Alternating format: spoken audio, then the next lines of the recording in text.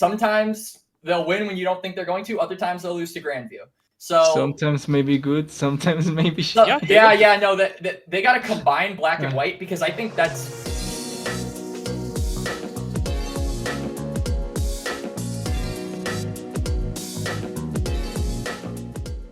What's going on, everybody? Welcome to another episode of The Salt Mine. This is Season 4, Episode 13, and it's our second take, so I actually know what the episode number is this time around. No Slayer this week. I'm joined by TDS and Quax, and we are recording much earlier on Wednesday, because Quax and I have one more Path to Procast before I'll suit it up for it. We kick things off. So we're going to try to keep this one short. And hopefully we actually manage to do that, because we have a hard cutoff in like an hour.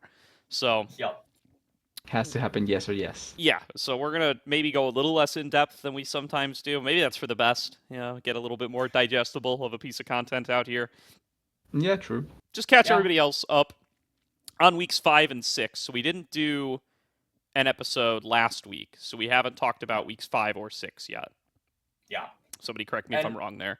I expect a shorter episode would probably be better, because we are. I actually think it would be best if we do a big episode, because next week, we're going to be essentially premiering on the last week, which is going to be a double week, where one time we get it on Friday and then the next we get it on Monday. So the last week of the regular ACL probably going to be like a giant episode. So this one being a little bit shorter, I think definitely going to. It's fine, yeah. Sort of yeah, pace. True.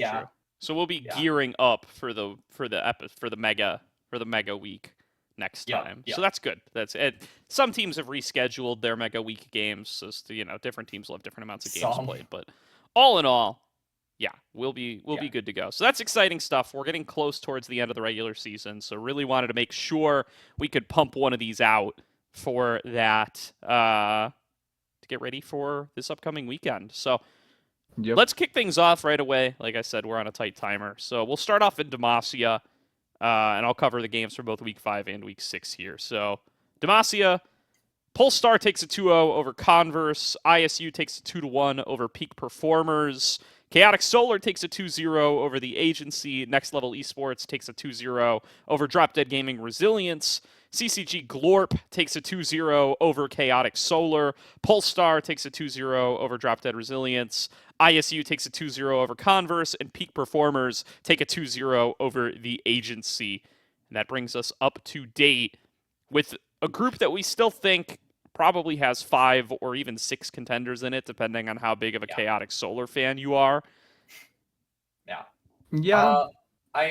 I guess I can open up with this group, because I covered with Ferris the Converse versus Polestar match that happened on the 25th, and I feel like this is really indicative of just how strong Pulse is, because Converse at multiple points, especially in Game 1, we were kind of getting spectator screwed.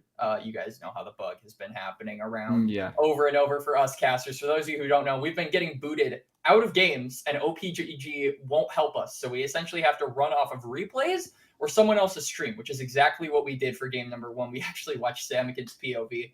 And you could see that, like, at times Converse would mechanically outplay Polestar. It was rare, but like there would be moments. And this was even more prevalent in game number 2, where Converse seemed like they were getting advantages, but Polestar literally had a moment where they were like, they are losing until they're not, and then they get one tiny advantage and they just win the game. So I think that it kind of separates a huge divide over, I would say, the top 2 teams in Demacia, which is ISU and Polestar, in my opinion, over everyone else. Like, we can talk about the contenders for 3rd and 4th and, saying that there's a bunch of teams that can fit those last 2 slots. But there's no question that I think the cutoff in teams who are good and teams who are great is reliant, or is just lying with those 2 teams in particular, just because it seems like they're on a completely different level, right? And that's proven by these results, right? ISU won both weeks, Polestar won both weeks, and they won them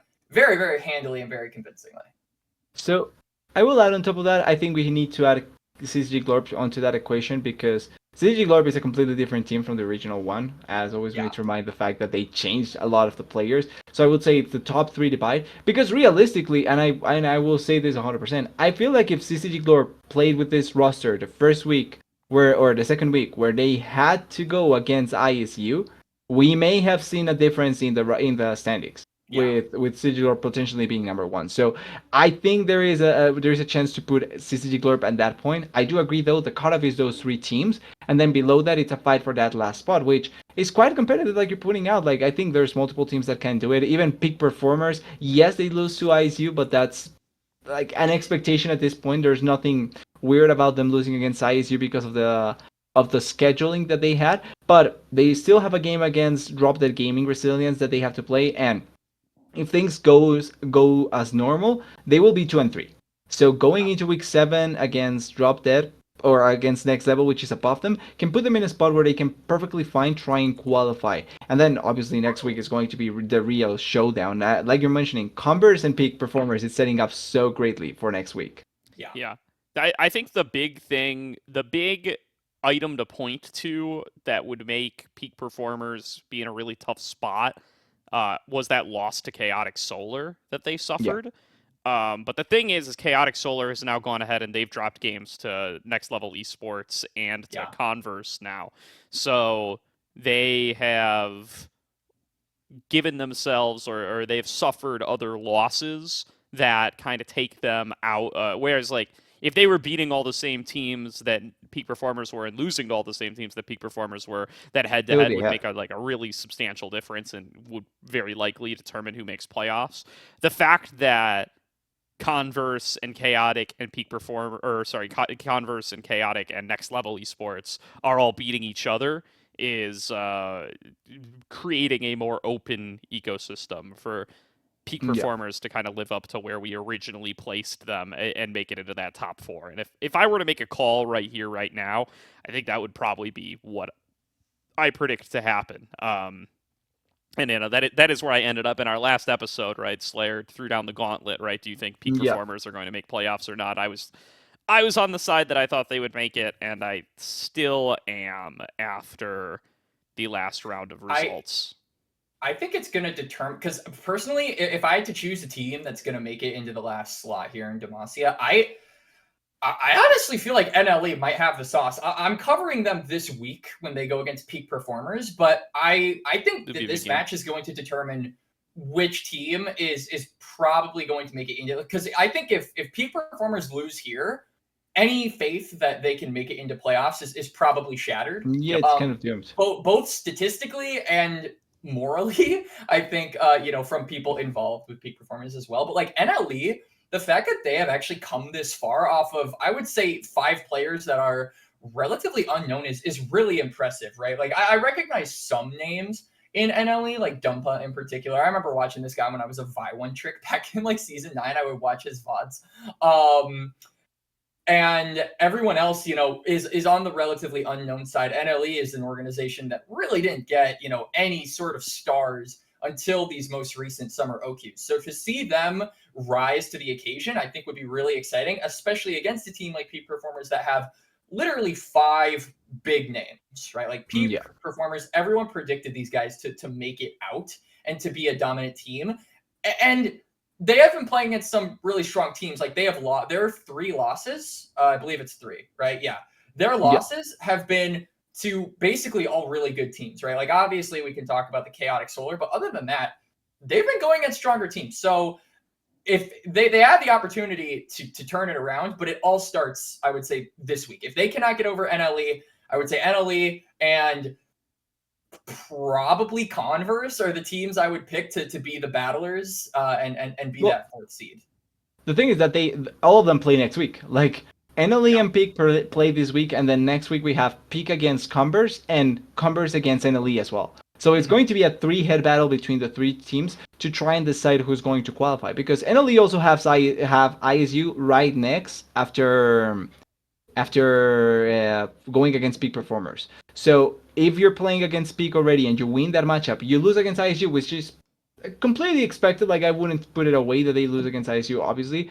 then you have a do or die matchup with the head-to-head advantage onto Converse, I would say. So that is really one of the defining moments for this group. It's going to be what happens this week with NLE and Peak Performers, and obviously what happens next week with Peak Performers and Converse as well. Yeah. Yep. I agree with that. I completely agree. I think both of those matchups are going to be huge. And I mean, they're those kind of matchups that you really look at on paper and you're like, how does the Peak Performance roster ever lose this, right? Yeah. You know, it's like... Why are they here in this spot, actually? Yeah, It's such a this thing. is like, it is a really strange like world that we live in to see big names like this, I would say, on Peak Performers this far down.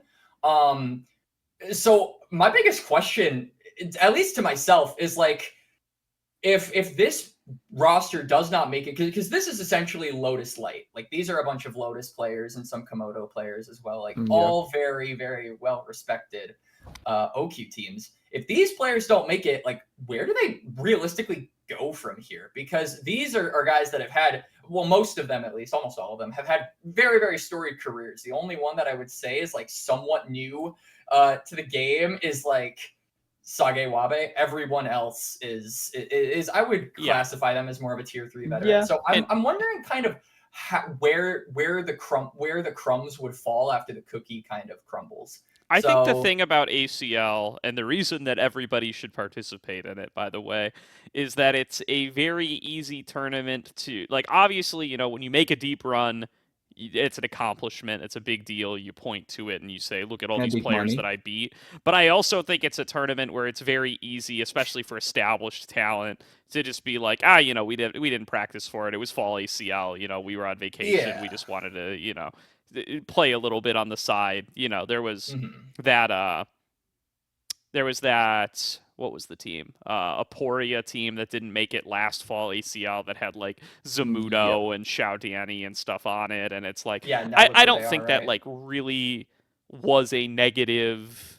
I don't think that sole performance in an ACL really had like lasting impacts on those guys' careers. I think they've all gone on to bigger and better things since then, and I don't think, you know, I don't know firsthand, and I haven't talked to any of them about it, but I would be surprised if, you know, dropping out in groups in ACL was like considered like a black mark on any of their records. It's like, it's such especially because they've been around so long. Exactly. Right? And like, it's such an optional event too. I think it's like less than like dropping out in an OQ or something. I think like, people have a lot more grace with allowing for, you know, random performances in ACL.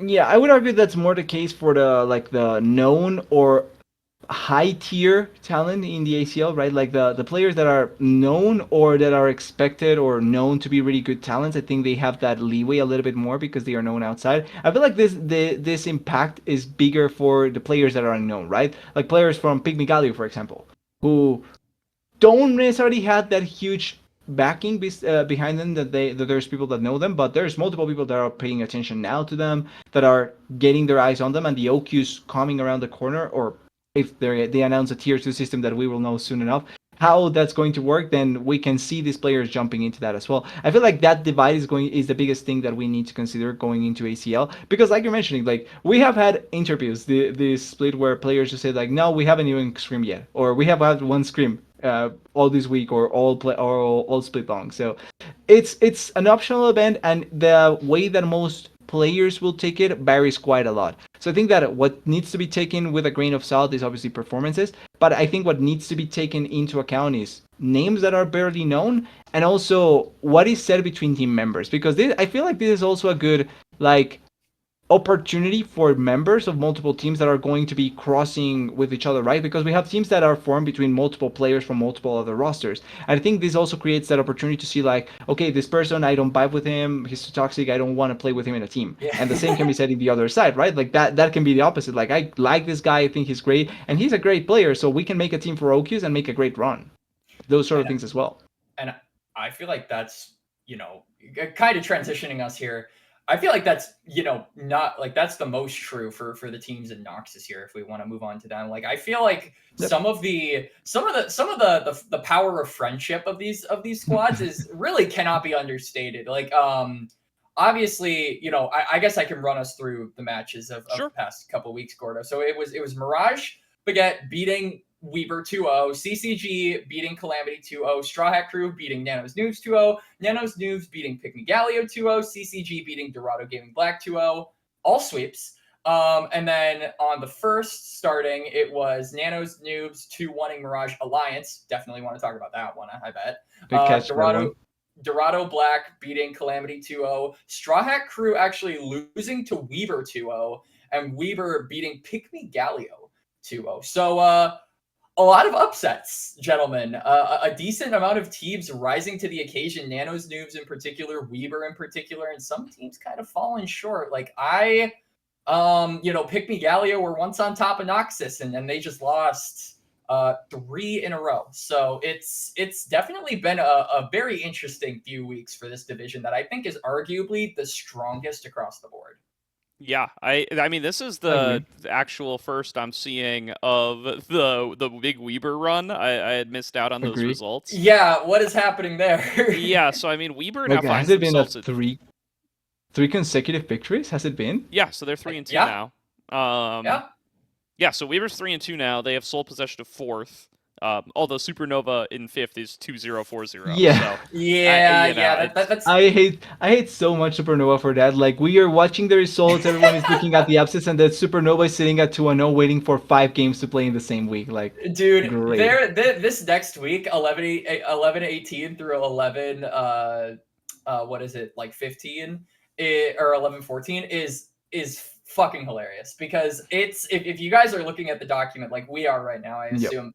There's a shitload of games in this week, and then there's a bunch more. So, any casters that want to cover some rescheduled ACL matches, Hey, they have great matches to watch, by the way. Like, yeah, they do. So ignoring the normal week, if we're only basing ourselves on Supernova, they are facing Straw Hat Crew, Pygmy Galio, and Weaver. All the teams that are fighting for that 4th spot are going to be facing Supernova. So actually, whoever wins that one match can make a case for themselves for 4th spot if they win against Supernova here. Yeah. Particularly Weaver. Imagine if Weaver actually beat Supernova. Like, that just means that they secured a spot, I feel like. One team though that is in there in 4th though that I really want to know about, because I haven't done a ton of research on them. I want you guys to tell me about them a little bit. Nanos Noobs. Yeah. I've heard a little bit about them, but you guys covered them, so tell me a bit about these guys, because the fact that they beat Mirage Alliance is a testament to the fact that this team can go very far and very high. Yeah, so I mean, I think the first thing that's really easy to miss out on with this team, because of, you guessed it, it's the ACL Classic name shenanigans, is that their jungler, known by many names on many different accounts. It's like, there's Ace Oranges, and then there's Alchemist, and then he used to have a different name as well. It's Ivan. It's Ivan from that Reluminate GG roster in the last round of OQs. So it's him and Nukes and Lycamaz, and then I think even X-Royal was on that team at some point. Maybe not with all 3 of those guys.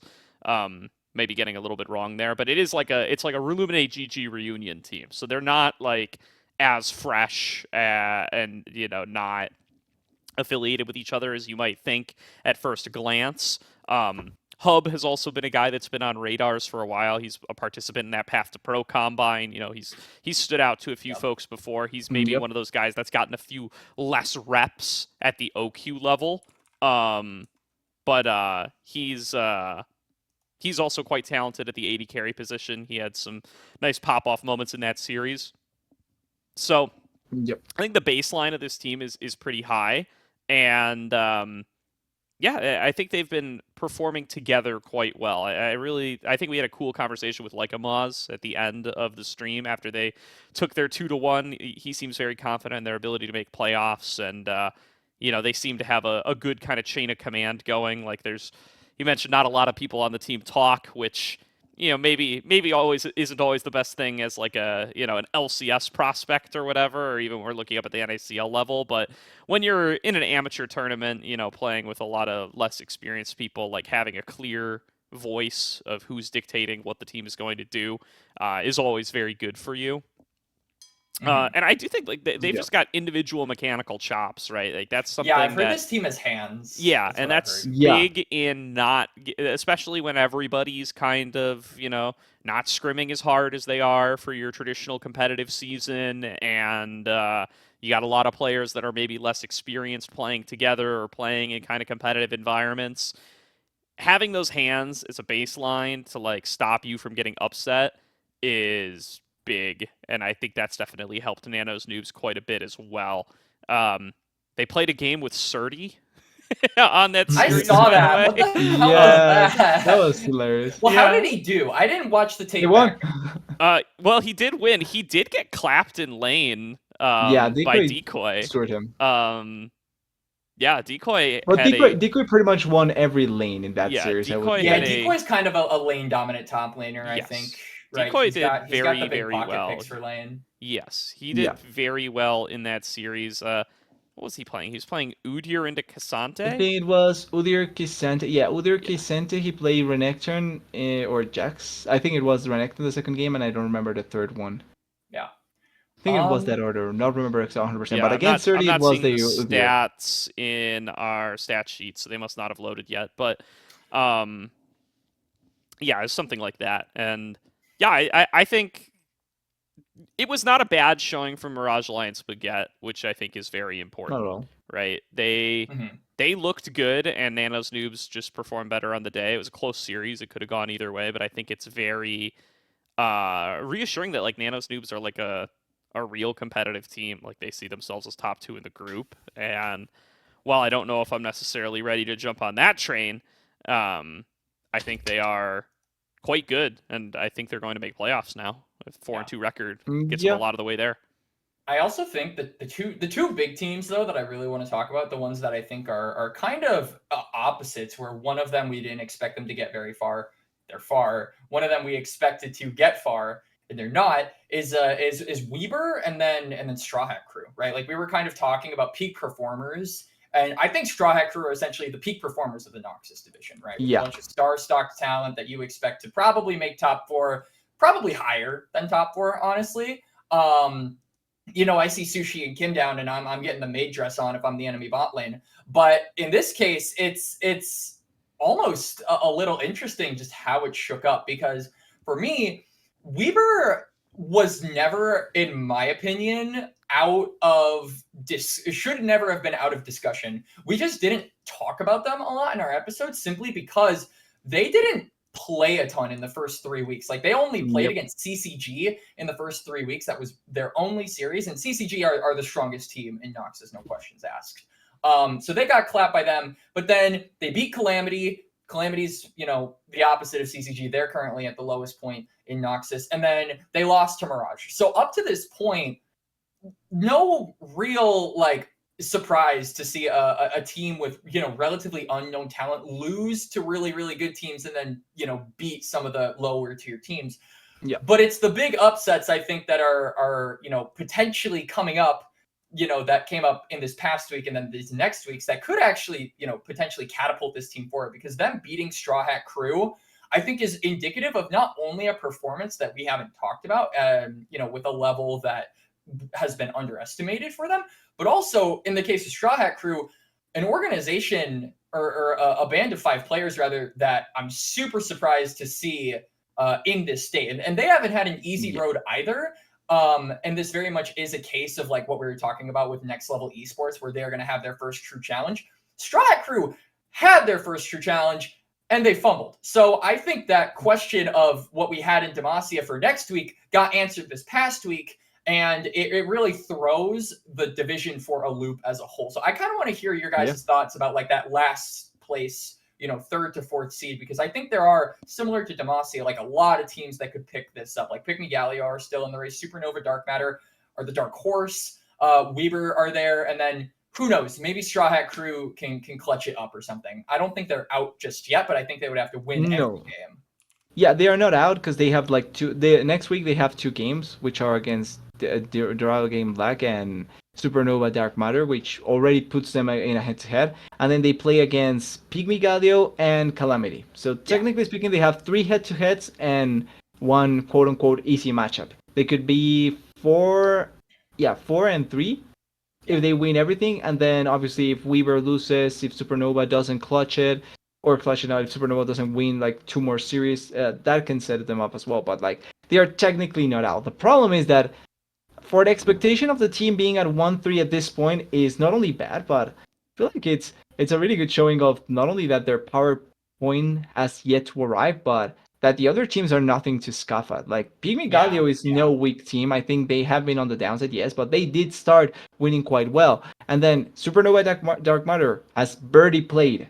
We know that they have won 2 games, but they have birdie played, which means that they can perfectly fine be one of those teams that can 2-0 you as well, as far as we know. And Straw Hat Crew, we know that they have had struggles. We don't know the struggles from Supernova, so I can see them just getting 2-0'd, and that way they are completely eliminated. So it's kind of difficult to put the finger onto what Straw Hat Crew would need to do or would need to change in general.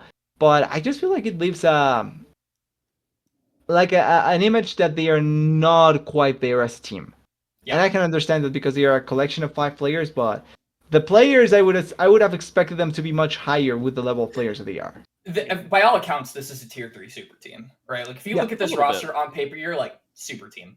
Yeah, they were deserving of their tier 2 for sure. 100%. Yeah.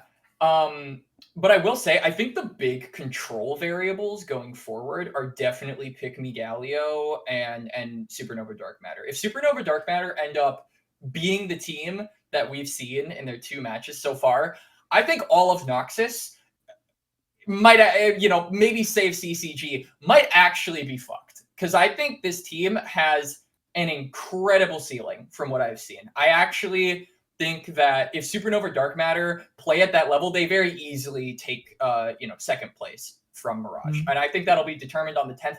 That's an exciting matchup.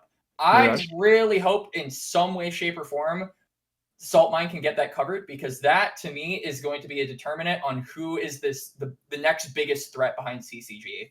You have to hope it gets rescheduled. There's a ton of options for this. Yeah, I mean, I know Ryan's reached out to me previously about covering this team. All right, okay, cool. My camera is here. Yeah. Has reached out to me previously talking about streaming rules. You have got to be absolutely All right, I'm gonna figure that out. While I figure that out in the meantime, I'm gonna continue on with this rant. Ryan has talked to me previously about streaming this team. And did have the intent to stream this team, so I hope that Supernova puts something together as they start to actually get everything going. Otherwise, I mean, Cubby is coaching this team. He could do it. We'll do it if nobody else wants to. There's a lot of options here. Maybe I should have turned it off earlier rather than force everybody to stare at the still, but that's okay. Shoo, dude, this is not a good camera right now. I think it's my USB port that's dying, really, but that's not important. What's important is Supernova Dark Matter. I do think that this team could be very, very good, and I've been very impressed with what their players have shown so far. I've been a big Thomas fan for forever since I first saw him, so excited to see more of this team. Hope that we could do some coverage for that. What I do want to say Straw Hat Crew have a very soft schedule towards the back end. They still have yet to play Dorado Black. They've yet to play Calamity, and they've yet to play Pick Me Galio. Pick Me Galio, I'm off on, by the way. Again, if Pick Me Galio decide to clutch up for the last weeks, then it throws those teams that are trying to get into 4th for a giant loop. Sure, but I think we've let narrative take hold a little. Pick Me Galio beat Dorado and Calamity, and then haven't won a game since. Okay, the 2 teams below them, yeah. But okay, while this is true, I do think that Pick Me Galio have the power, Gordo, of something you're underestimating, and it's not the power of friendship. We've done that song and dance. We know that it's the power of memes. Yeah. If you look at their socials page, these guys, if it was based on who had the best socials, they would be undefeated against T1 themselves and probably beat the shit out of them. So it is at the end of the day. I don't know. I think if Pick Me Galio is I think if Straw Hat Crew is struggling against Weaver, they will all accounts struggle against Pick Me Galio. That is kind of that is kind of what my thought process is, because I think Weaver are a really good team, but I also think that Pick Me Galio are a pretty underrated team that could potentially pull some stuff out. It's gonna be a huge week for Noxus. If you're looking for League of It's gonna Legends be a every good one. day. There's going to be a game on the 8th, the 9th, the 10th, the 14th, and then we've got 3 matches yet to be scheduled. So And who knows when they will be. yeah, they could be this might week, be they a could big be the last next week week. for And this if it's group. the next week, then have fun because that's even more matches added on to an already super intense week. This to me is probably like going into the horizons of playoffs. I would say this is easily the most like anticipated group of all of them, simply because of the volume of matches that are being played in these last few weeks, but also the fact that I would say minus CCG, any spot is up for grabs by essentially almost any team outside of, I would say, the top lowest. Yep, I agree. Or the It's two a lowest. tight I feel group. like, I feel like, I was going to say, I think Mirage and Mirage is CG are probably kind of locked in already too, qualified because 5-1. So Yes, like, but it it's kind doesn't. of We don't know if difficult. they'll stay at second. Is Oh my yeah, point, no, I mean, right? I would say playoffs wise, they are in top 2. I think it's only Mirage. Oh, sorry, only CG. I agree. Yeah, So exactly. I think Straw Hat Crew versus Supernova going to be a big Gotta be a fun decider one. match that probably has a big effect on whether Weber can stay in it, or Nano's Noobs rather can stay in it too, or if Straw Hat Crew can make a run. So will be very interesting to keep an eye on that. And yeah, you do have to note the power of memes there. It is, of course, November 6th, The so power we've of just memes. received a big reminder on the power of memes. Oh yeah. All right, As an outside spectator, I agree. It's been a great meme day. It's rough, Well, dude. All right, if let's move on. Let's move on to the only Piltover. politics I know is Piltover versus Zaun. Arcane is Oh coming wait, up. Arcane is coming out. Yes, Arcane is So, actually. coming so, out. so let's go to Piltover, gentlemen. Let's go to Piltover and yeah. Zaun. Piltover first. So, So kicking things off, we're weeks 5 and 6. My scroll wheel is broken. There we go. Guangdong Flying Tigers take a 2-0 over Gentle Hearts. AoE take a 2-0 over Kosa. Dorado Gaming White take a 2-1 over K9. Contingent take a 2-0 over Grandview. AoE take a 2-0 over Grandview. Kosa take a 2-1 over K9. Gentle Hearts take a 2-0 over Dorado White. And GFT take a 2-1 over BlackRock. That was just played a couple nights ago. Where are we at in this group? So let's talk about GHG because I think you guys will have Agree. a lot to say because we both covered GHG's last couple of series, right? Like you guys covered them against Guangdong, and then me and Nyarko. I wasn't there, but TDS did. Oh yeah. Me and Nyarko covered them against Dorado. So TDS, I'll let you have the floor because that match was sooner. So starting off with GFT against Gentle Hearts, I feel like it wasn't a close matchup. I think it could have been, but I just feel like GFT came better prepared in general for that game. And I think they also attacked really well some of the advantages that maybe GHG was trying to play with. Because I think that GHG has had like a good bot lane so far, and then obviously they have had Lawrence in the top lane. If I'm not wrong, actually, I think Lawrence wasn't on the day that they played GFT though. I'm trying to remember, I'm not 100% sure, but I think Lawrence wasn't there for the GHG matchup, which did have a little bit of an impact, I would say. But in general, I do think that still GFT was just much better prepared against the side of GHG, and they played really, really well. So yeah, actually, Solidified was the one that played for GHG against GFT, if I'm not wrong. So they were missing one of their main players. Like, the difference between Lawrence and Solidified, without being much, is that it's Lawrence. So yeah. But I still think that GFT played really, really good, and I feel like they had a clear plan with how they wanted to play, and I think the preparation for that game was really, really good by them. Yeah, I think Quest is a big part of this team's success. I mean, obviously, I don't think we shout coaches out enough, but I think Quest has been very vocal about how the team has operated, and we've seen Guangdong Flying Tigers in action. Like, even if you aren't keeping up with the ACL and the VODs, like, you understand to a degree how this team operates. Like, they were a huge I would say heavy hitter in OQ, the summer OQs. Like, they actually performed really, really, really well. And they were Nigel's last tiles before that too. Like, it's all yeah. the same core. Nigel's was really good. Guangdong is just as good. I think the big thing for me, at least when we're talking about Gentle Hearts, because you saw them lose, but then I saw them win the next week against Dorado White. Gentle Hearts are really good at kind of just pulling stuff out of their ass. Like, I feel like there are certain times, like game number 2, if you go back and watch the VOD, Nyarko and I were losing our minds because they were essentially taking turns throwing. And Gentle Hearts just managed to clutch it up, but like they won game one so convincingly. Like Dorado White were on their knees almost immediately. And I think that it stems from a really strong top side. Like I think a lot of the times teams like to talk about the bot lane duo and how to play around bot lane and play around the dragons. But like I think the biggest commodity for Gentle Hearts is that top side. And I like how you mentioned Lawrence, being subbed out makes a huge difference because Lawrence is actually similar to what he was in Blue Water earlier in the year, a huge like rock in the lane. So like his consistency, I think simply carries teams on its own, but he also has like a very big leadership quality that I think kind of goes undervalued. I think we saw that in full swing against Dorado White.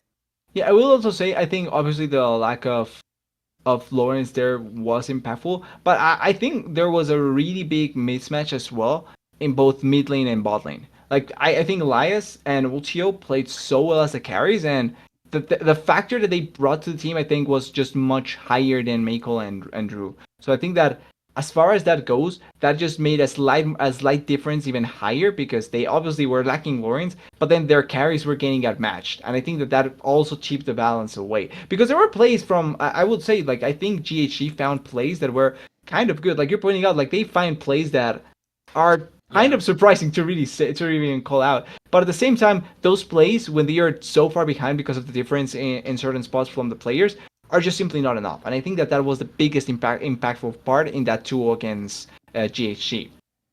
Yep.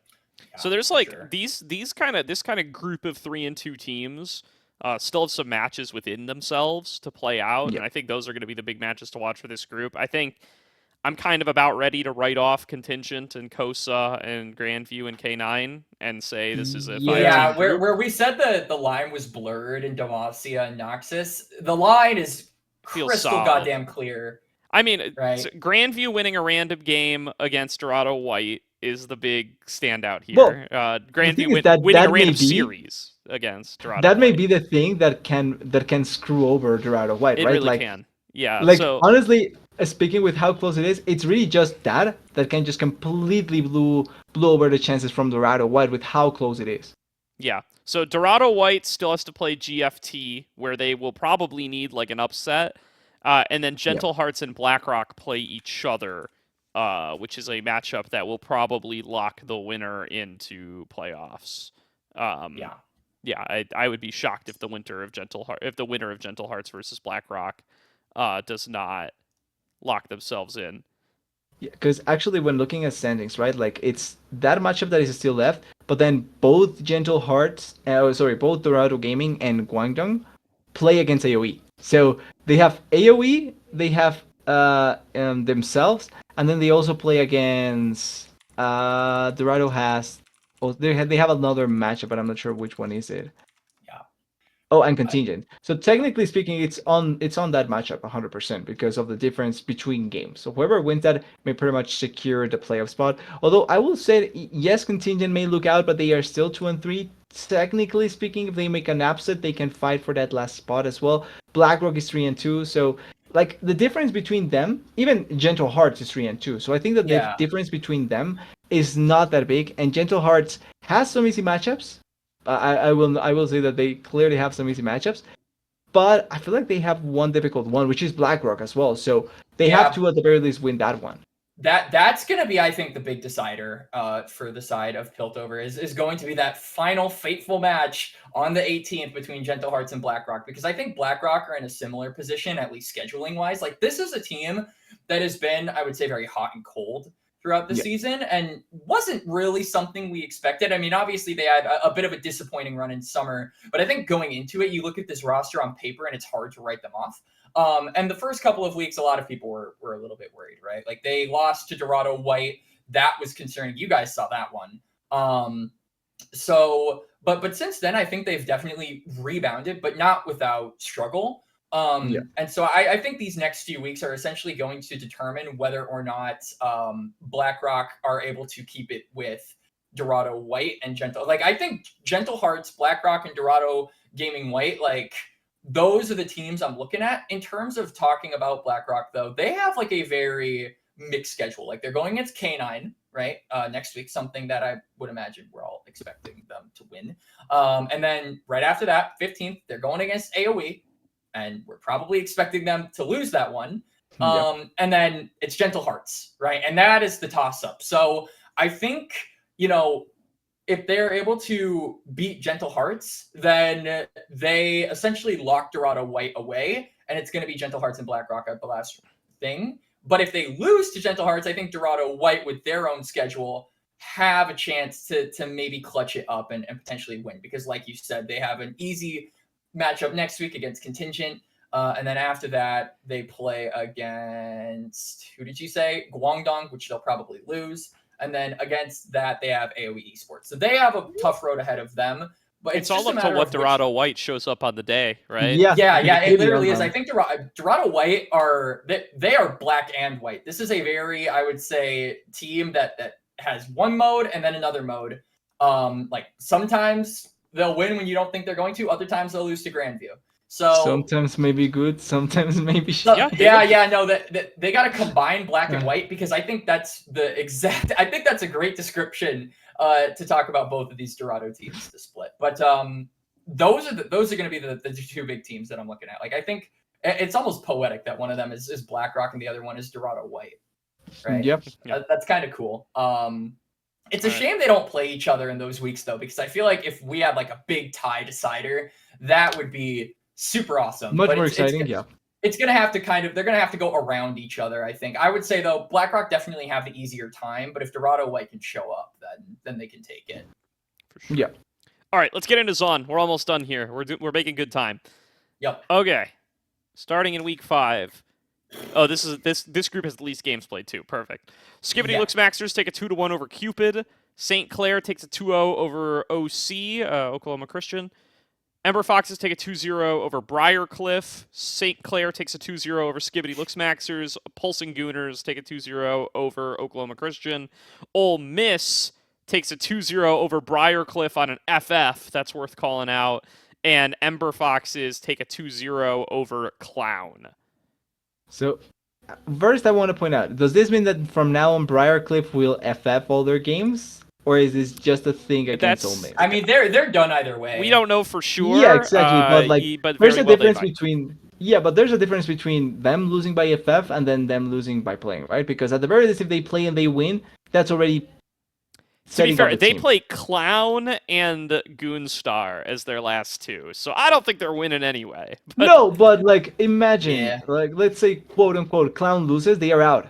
Because that is yes, they are they 2 have and 3. Upset They are, that would be huge. So that's the thing. If they are already FFing all their remaining games, then Clown is actually 3 and 3, and who else is playing against them? Goon is also 6 and 0. So they probably would, or 5 and 0. They probably would secure first place, and then you have Clown equaling Skibbity Luke Maxers and able to at the very least be close to equal to Ember Foxes that just beat them. So that's why I mean, like, it's important to know if that's going to be NFF or from now on, or if they are going to try and make the upsets happen.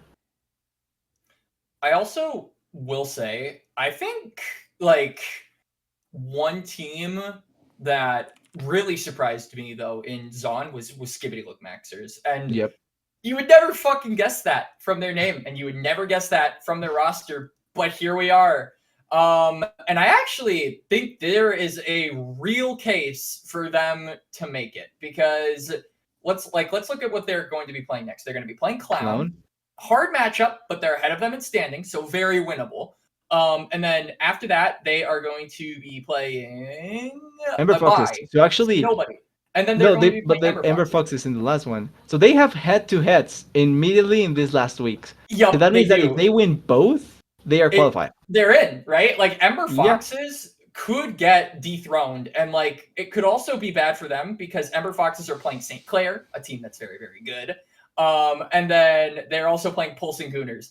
So the last 3 weeks are going to be rough for Ember Foxes fans. If they can, so basically they have a super duper difficult road. And Skibbity Look Maxers have a much easier road. This is kind of like that one scene in Puss in Boots where they hold the map and then it's really easy for some people and just like absolute death for the others. In the case of Skibbity Look Maxers, they can go straight to the crown. Like I unironically think they can. It's important to notice as well. So Clown is playing St. Clair and Briarcliff after Skibbity Look Maxers. If Clown wins those two, let's say that they win against Skibbity as well. Obviously, they are in. But if they lose against Skibbity, they would be 4-4, if I'm not wrong. Just looking at standings. So Skibbity winning against Clown, and let's say that they win against Ember, they put themselves in. But having the head-to-head against Clown already means that they are not going to be dethroned by Clown. And I think that's one of the biggest parts. Like, having that head-to-head already secured because of winning against Clown, it's going to be important. And then obviously the last deciding spot against Ember Foxes, pretty much. So it's kind of setting up perfectly for the last week to be the defining game for Sound standings. I feel like one of us has to cover Skibbity Look Maxers in these last weeks because, like, this is a team. You look at their roster, and I don't really recognize anyone. The only person I recognize is Handy Taco in the 80 carry role. What makes them good? Like, I really want to see this roster in action. So I'm actually really looking This is the true forward. power of Skibbity. I've heard good things about Aquanik. They're preying on Aquanik. Skibbity. I think it was Nisis I saw talking around about Aquanik as well. Like, I've seen a couple of things from him, so I agree. Aquanik is kind of interesting. I have seen Admirable Potato before, but like not that like in depth. Like, I've seen him in multiple rosters and I've seen him for a while, but not that in depth. And then Flipstick as well in a couple of rosters. But the way that they've been setting themselves up for success is kind of interesting. And like you're mentioning, if they're able to pull off, I would say if they pull off the win against Clown, I will believe the potential for them to qualify to playoffs. Yeah, that's the litmus test for me. I will also say this is throwing a note in there, and this is tooting my horn. They recently added a sub, and it's Riddy. I beat Riddy in solo queue, so when do I get to go into the ACL? Maybe you can get into K9. It's PBS, you know where to find me, bro. But I actually think this group has the, like, I would say for the most part, minus like obviously like the Straw Hat crew and the Peak Performers fiascos, like this would be, I think, the biggest surprise coming into playoffs. Like, if Skibbity Look Maxers could make it into top 4 over rosters like Clown, who I honestly thought were going to make top 4 when we initially started the week, and like Ember Foxes, who I still believe. Like I put Ember Foxes as the tier 2 team in Zaun. So I will be really surprised actually if Ember Foxes miss out, because this almost feels like I call them the ACL's version of the Suicide Squad, because it feels like this is just these are kind of a bunch of misfit players who come around and are just memeing on everybody. I honestly I was a big supporter. I'm getting a little worried though, especially because like the road ahead is not an easy one, right? Like them losing to Cupid was incredibly damning, in my opinion. Them can be it can end up being one of those situations, the same as Dorado White losing against a team you shouldn't.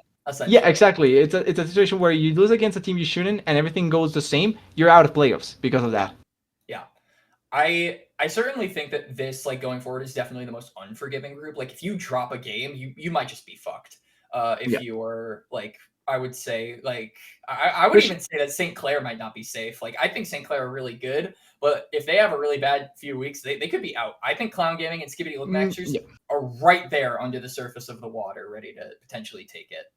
And the thing is that I feel like the main thing that differentiates this from other groups is that it's last few weeks with straight up head-to-head matchups. Like every team that is going for that playoff spot is fighting against another team that is going for that. So like there's no easy or giveaway matchups. Like I feel like the only one realistically is Clown. Clown is the only one that has like one giveaway matchup because it's Briarcliff. But then you have let's quickly see. Oh, wait, I'm in the wrong group. Let's quickly see. So you have Sinclair against Clown. You have Ember Foxes against Skibbity. You have Ember Foxes against Schooners. You have Sinclair against Ole Miss. You have Clown against Skibidi. So you have multiple teams that are going to be fighting between each other that are either in playoffs or fighting for that playoff spot. Yep. I think that's about where we find ourselves.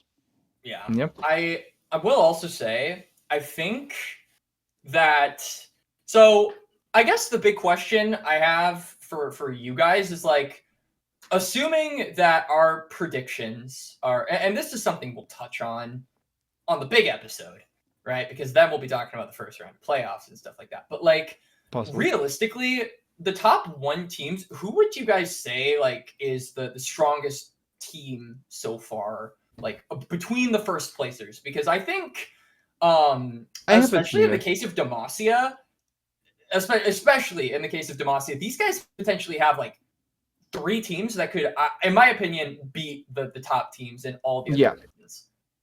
So I think the only one that is above everyone else to me is CCG. I feel like CCG is the clear now. So if I would say, I think CCG, if there was a straight up table, I think CCG would be number 1, straight up.